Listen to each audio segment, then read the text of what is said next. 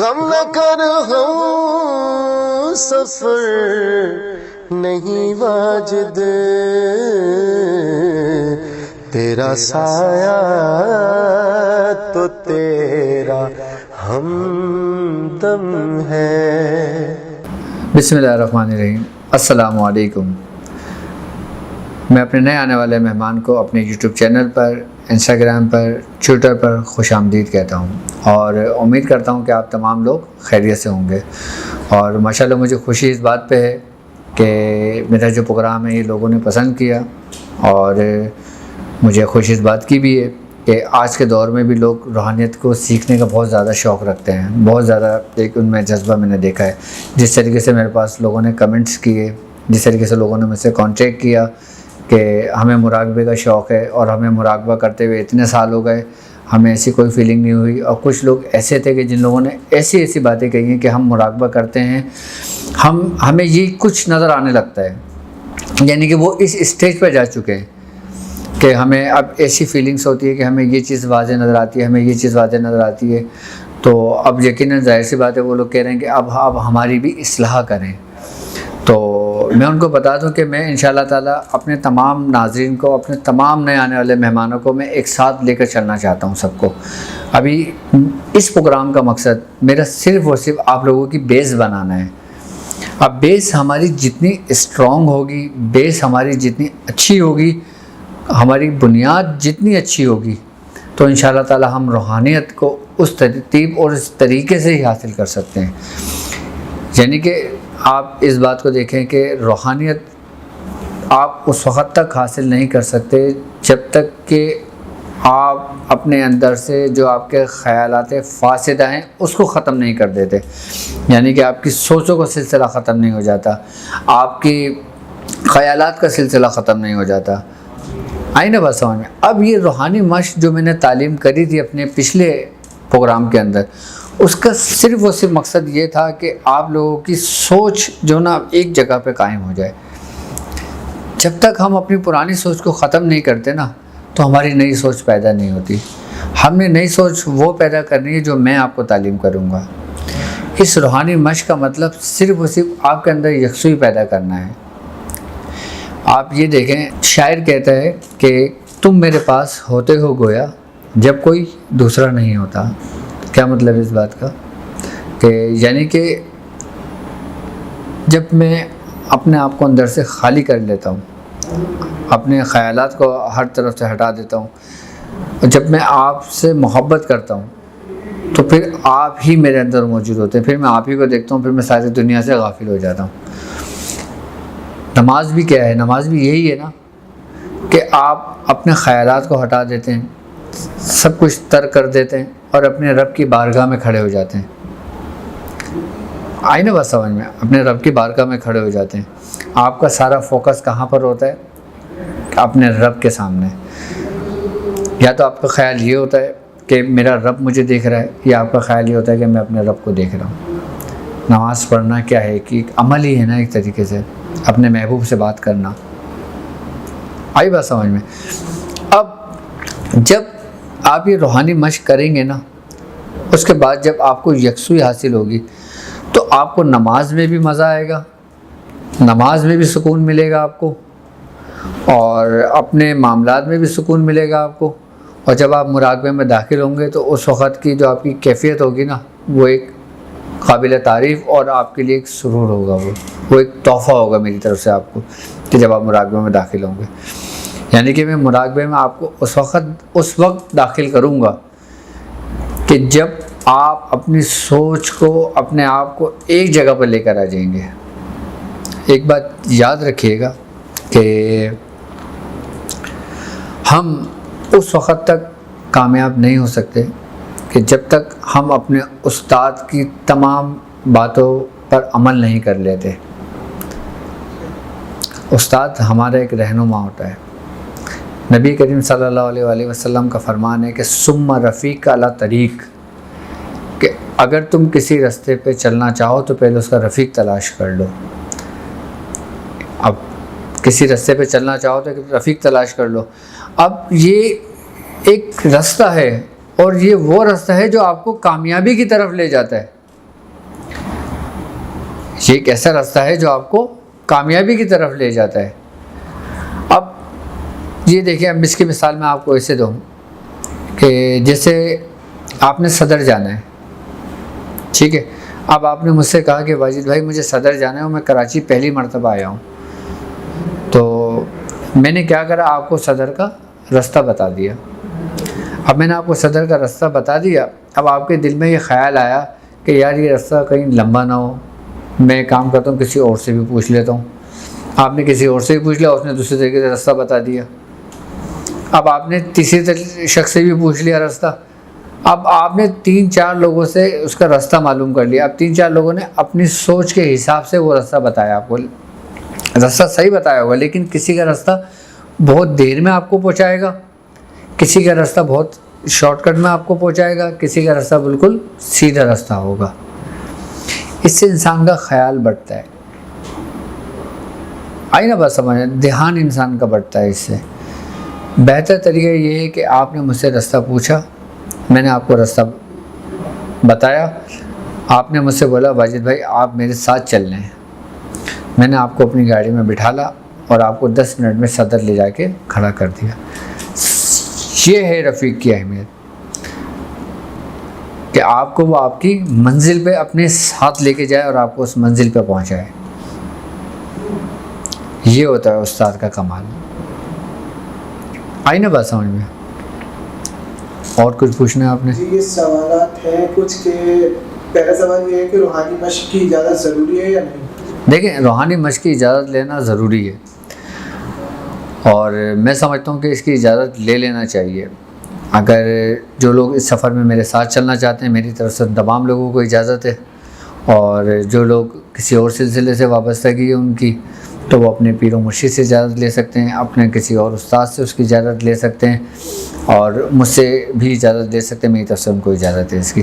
اور اجازت لینے سے فائدہ یہ ہوتا ہے کہ اس کو سلسلے کا فیض شامل ہو جاتا ہے، اور جس سے وہ اجازت لیتا ہے نا، اس کی توجہ اس کے اوپر ہو جاتی ہے، جس کی وجہ سے وہ آسان ہو جاتے ہیں اس کے لیے راستے۔ اور یہ دوسرے سوال یہ ہے کہ جو ڈاٹ ہے وہ ہمارے مطلب نظروں سے کتنے فاصلے پر ہوگا، اور وہ ڈاٹ کتنے عرصے میں مطلب ڈبل ہوگا، اس کی اس کا جو حجم ہے وہ کتنی عرصے میں بڑھتا رہے گا؟ دیکھیں، ہم نے جو پیپر پہ ڈاٹ لگایا ہے وہ ہمارے تقریباً 1 ہاتھ کے فاصلے پر ہونا چاہیے، یعنی کہ اگر جیسے میں سپوز بیٹھا ہوں اور میرا ایک ہاتھ یہاں تک آ رہا ہے، تو وہ 1 ہاتھ کے فاصلے پر ہی ہونا چاہیے اسے، ٹھیک ہے، تاکہ اچھا وہ ایسا ہو کہ میری نگاہوں کے بالکل سامنے ہوں، ایسا نہ ہو کہ وہ 1 ہاتھ کے فاصلے پر تو کوئی اوپر کی طرف لگا دیں، کوئی نیچے کی طرف لگا دیں، کوئی سائڈ کی طرف لگا دیں، کوئی بائیں جانب لگا دیں، آپ کے بالکل سیدھ میں ہونے چاہیے، تاکہ آپ کی گردن بالکل اسٹریٹ ہو، آئی بات سمجھ میں، اور ریل کی ہڈی میں آپ کے تناؤ واقع نہ ہو، آئی بات سمجھ میں، تاکہ آپ بالکل یکسو ہو کے بیٹھیں گے نا تو آپ کی نظریں بالکل اسٹریٹ ہوں گی آپ کی، اور نقطہ جو بڑھے گا نا اس کا، وہ تقریباً آپ کے ہر ہفتے کے بعد میں اس کو بڑھاتا رہوں گا، اور وہ نقطہ ابھی فی الحال ہم اس حد تک بڑھائیں گے جتنا آپ اپنی اسکرین پر دیکھ رہے ہیں، یہ دیکھیں آپ کو نظر آ رہا ہے اسکرین پہ کہ ڈاٹ بڑھ رہا ہے، اب اتنا اس کو آپ نے بڑھا دینا ہے۔ جب آپ اتنا بڑھا دیں گے پھر میں انشاءاللہ مزید آپ کو مزید اس کے طریقہ کار سمجھاؤں گا۔ اور تیسرا سوال یہ ہے کہ مشق کتنی دیر کریں، اور مشق کے دوران کوئی ورد وغیرہ کر سکتے ہیں یا نہیں کر سکتے؟ ہاں، یہ کافی لوگوں نے مجھ سے پوچھا ہے کہ مشق کے دوران ہم کوئی ورد کر سکتے ہیں نہیں کر سکتے، لیکن سب سے پہلی بات یہ ہوگی جب ہم مشق شروع کریں گے نا تو ہمیں وضو کرنا ہے، آئی بس سمجھ، اور وضو کر کے درود شریف پڑھنا ہے، اور درود پاک پڑھ کر پھر ہم نے مشق کا ابتدا کرنا ہے، اور کوئی کام ہم اللہ کے نام سے ابتدا کرتے ہیں اور اس کے محبوب کے نام سے ابتدا کرتے ہیں تو ہم یقیناً کامیاب ہوتے ہیں، آئی نا بس سمجھ میں۔ اب ہم نے صرف درود پاک پڑھ کے آپ نے بیٹھ جانا ہے اور اس کو ابتدا کرنا ہے، مشق کے دوران آپ نے کوئی ورد نہیں کرنا، مشق کے دوران آپ نے کوئی ورد نہیں کرنا، آپ نے کچھ نہیں پڑھنا، آپ نے خالی فوکس کرنا ہے بس اس نقطے کو۔ اچھا، کرنا کتنی دیر ہے اور کس طریقے سے کرنا ہے، اب وہ تھوڑا سا سمجھ لیں آپ۔ اب آپ نے بیٹھ گئے، آپ نے نقطہ دیکھنا شروع کیا، اب 30 سیکنڈ یا 60 سیکنڈ بعد جب آپ کی پلک جھپکنے لگے تو آپ اس کو آنکھ کو ایسے بند کر لیں، اور اس کو بند کرنے کے بعد 2 منٹ کے بعد آنکھوں کو کھولیں. آپ جب 2 منٹ کے بعد آنکھوں کو کھولیں گے نا آپ، تو آپ کو ایک سکون سا ملے گا اپنے اندر، ایک کیفیت بنے گی آپ کی. 2 منٹ کے بعد جب آپ آنکھیں کھولیں گے، اس کے بعد پھر آپ اس کو دوبارہ دیکھنا شروع کر دیں. اس ترتیب سے آپ 5 مرتبہ کر لیں یا 7 مرتبہ کر لیں، یا جن کی آنکھوں سے پانی بہنے شروع ہو جاتا ہے تو وہ صرف 3 دفعہ کریں.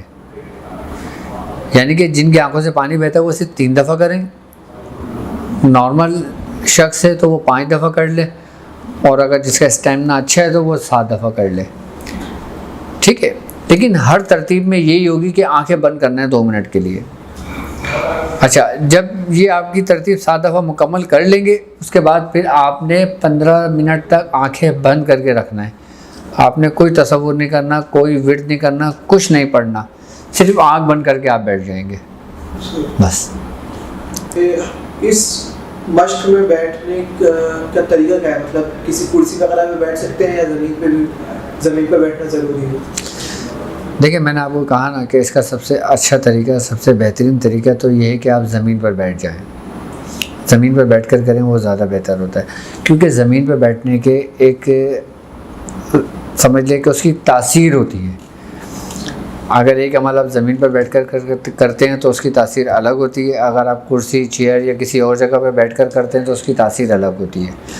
اس روحانی مشق کی تاثیر زمین پر بیٹھنے سے زیادہ ہوتی ہے. لیکن بحالت مجبوری اگر کوئی شخص معذور ہے، یا اس کے پیر میں درد ہوتا ہے، یا اس کو کچھ ایکسیڈنٹ، کوئی حادثہ XYZ کچھ بھی اس کے ساتھ پرابلم ہوتی ہے، تو وہ کرسی پہ بیٹھ کے بھی کر سکتا ہے اور کہیں اونچی جگہ پہ بھی بیٹھ کے کر سکتا ہے. تو اس میں کوئی اس کو حرج نہیں ہے، وہ آرام سے کر سکتا ہے. اچھا، اب میں آپ کو اس کا فائدہ بتاتا ہوں کہ یہ روحانی مشق کرنے سے آپ کو کیا کیا فائدے ہو سکتے ہیں. ٹھیک ہے، سب سے بڑا فائدہ آپ کو یہ ہوگا کہ آپ کی سوچ ایک جگہ پر آ جائے گی، جو میں چاہتا ہوں. اور دوسری بات یہ ہے کہ آپ کے سر میں جو بھاری پن کی کیفیت ہوگی، آپ کے وجود میں ایک بھاری پن کی کیفیت ہوگی، وہ چیز ختم ہوگی. آپ کو ایسا محسوس ہوگا کہ جیسے آپ کو ایک اچھا کام کر کے آتے ہیں نا، آپ کو گھر والے خوشی سے آپ کو کوئی تسلی دیتے ہیں یا کوئی بات کرتے ہیں جس سے آپ اندر سے خوش ہوتے ہیں، ایک خوشی سی آپ کو محسوس ہوگی. اس میں آئی نا بات سمجھ میں؟ اس میں آپ کو ایک خوشی سی محسوس ہوگی. یعنی کہ اس سے آپ کی روحانیت سمجھ لیں کہ اس کے آپ قریب ہو جائیں گے. ابھی آپ نے روحانیت کو جگایا نہیں ہے، ابھی آپ نے روحانیت کو حاصل نہیں کیا ہے، ابھی اس مشق کے ذریعے نا آپ اپنی روحانیت کے قریب ہو رہے ہیں. یعنی کہ آپ جب روحانیت کے اپنے قریب ہو جائیں گے نا، تو پھر آپ کو اس کی اہمیت کا اندازہ ہوگا کہ اس کی اہمیت کیا ہے. اچھا، اب اس روحانی مشق کے ذریعے ہم مختلف بیماریوں سے بھی بچ سکتے ہیں. وہ میں انشاءاللہ آنے والے ویڈیوز کلپ میں اس کے بارے میں بتاؤں گا کہ اس روحانی مشق کے اور مزید کیا کیا فائدے ہیں. ابھی تو صرف میں نے سمپلی بیس فائدہ بتایا ہے کہ انسان روحانیت کے قریب ہو جاتا ہے، خیالات فاسدہ اس کے دل و دماغ سے نکل جاتا ہے. اب اس روحانی مشق کے ذریعے ہم کیا کیا کر سکتے ہیں وہ ہم انشاءاللہ چوتھے پارٹ میں اپنے بتائیں گے. ہم کیا کیا کر سکتے ہیں میں ایک چھوٹا سا خلاصہ بتا دیتا ہوں آپ کو، لیکن پھر تفصیلی میں انشاءاللہ اپنے چوتھے پارٹ میں آپ کو بتاؤں گا کہ اس روحانی مشق کے ذریعے ہم اپنی بیماریوں کا علاج کر سکتے ہیں، ہم کسی بھی بیماری کا علاج کر سکتے ہیں، ہم اس کے ذریعے حاضرات کر سکتے ہیں، ہم اس کے ذریعے شیاطین، جنات، ان لوگوں سے بات کر سکتے ہیں، ان لوگوں کو دیکھ سکتے ہیں، ان لوگوں کو حاضر کر سکتے ہیں اس روحانی مشق کے ذریعے. اس روحانی مشق کے ذریعے آپ جنات کو جلا سکتے ہیں، اس روحانی مشق کے ذریعے آپ ان سے باتیں کر سکتے ہیں، اس روحانی مشق کے ذریعے آپ کسی مریض کا علاج کر سکتے ہیں. اس روحانی مشق کے ذریعے اگر آپ بیٹھے ہیں پاکستان میں، اور اگر کوئی شخص ہے لندن میں، کوئی شخص ہے فرانس میں، کوئی شخص ہے US میں، تو آپ اس کا علاج اس مشق کے ذریعے کر سکتے ہیں. اچھا، یہ سب کچھ میں آپ کو سکھاؤں گا. اس روحانی مشق کے ہی ذریعے میں آپ سے حاضرات بھی کرواؤں گا. اس روحانی مشق کے ذریعے میں آپ کی جنات سے باتیں بھی کرواؤں گا اور آپ کو طریقہ کار سمجھاؤں گا اس کا. یہ ایک اسٹیج انسان کا آتا ہے، لیکن اس میں ابھی میں سمجھتا ہوں کہ ابھی 3-4 پارٹ آپ کو لگیں گے. اس کے بعد آپ کے ساتھ جب محسوسات ہونے شروع ہوں گے تو پھر یہ آپ سے مانوس ہو کے پھر ان چیزوں سے آپ استفادہ حاصل کریں گے. اور سب سے بڑی بات یہ ہے کہ جو کچھ ہمیں ہمارے بزرگوں نے تعلیم کیا، ہمارے استادوں نے ہمیں سکھایا، ہمارے پیر و مرشد میاں حضور نے ہمیں جو کچھ سکھایا، ذکر و اذکار تمام سلاسل کے اور مراقبے کے طریقہ کار، مراقبے کے درجے، مراقبے کی روحانیت اور روحانی مشق کے ذریعے ہم کیا کیا کام کر سکتے ہیں، یہ تمام کام میرا آپ سے وعدہ ہے کہ میں انشاءاللہ تعالیٰ آپ کو یہ سکھاؤں گا اور میں یہ تمام کام آپ لوگوں کے ہاتھوں سے کرواؤں گا. آپ لوگ خود کریں گے اور انشاءاللہ میں نے جو یہ سلسلہ شروع کیا ہے الحمدللہ اپنے بزرگوں کے نقش قدم پہ چلتے ہوئے میں یہ کام الحمدللہ فی سبیل اللہ کروں گا. میری مراقبے کی اور روحانی مشق کی کوئی فیس نہیں ہے، کوئی معاوضہ نہیں ہے میرا. آپ اپنے سوالات کا اظہار کر سکتے ہیں اور تیسرے پارٹس کے اندر آپ کا جو بھی خیال ہو آپ وہ مجھ سے شیئر کر سکتے ہیں. کسی قسم کی کوئی گفتگو ہو، کوئی معاملات ہو، کوئی سوال ہو، آپ بے فکر ہو کے مجھے کمنٹس کر سکتے ہیں. اب مجھے اجازت دیجیے. السلام علیکم ورحمۃ اللہ وبرکاتہ.